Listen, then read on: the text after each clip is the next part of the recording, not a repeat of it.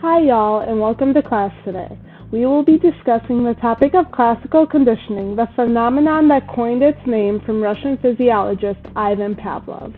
We will discuss who Pavlov was, his infamous dog experiment, what classical conditioning is, and Ivan Petrovich Pavlov was a Russian physiologist who was born in 1849. Coming from a religious family, as he became an adult, Pavlov abandoned his religious upbringing to chase his passion for science. While studying digestion, Pavlov understood that the nervous system played the dominant role in regulating digestion. This led him to explore the field of conditioned reflexes.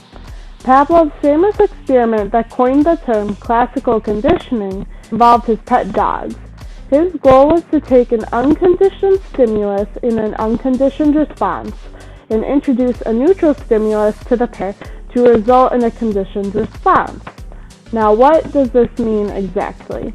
Pavlov had observed his dog, the unconditioned stimulus, salivating at the sight of his food, which would be the unconditioned response. Pavlov's goal was to introduce a bell, a neutral stimulus, and ring the bell at feeding time to condition the dog's salivating response with the bell instead of the sight of the food.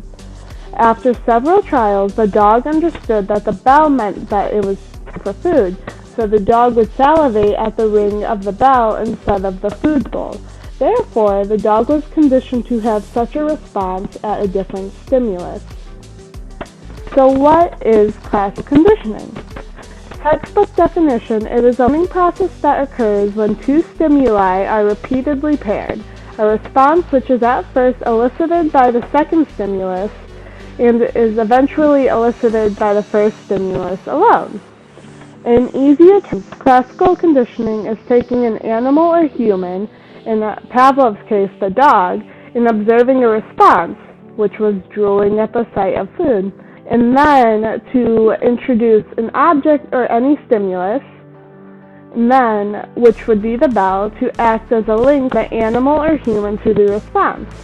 You would then pair the new object with the initial object that produced the response, and after several experimentations, the human or animal will correlate the new object with the initial object and produce the same reaction at the sight or sound of the newly introduced object.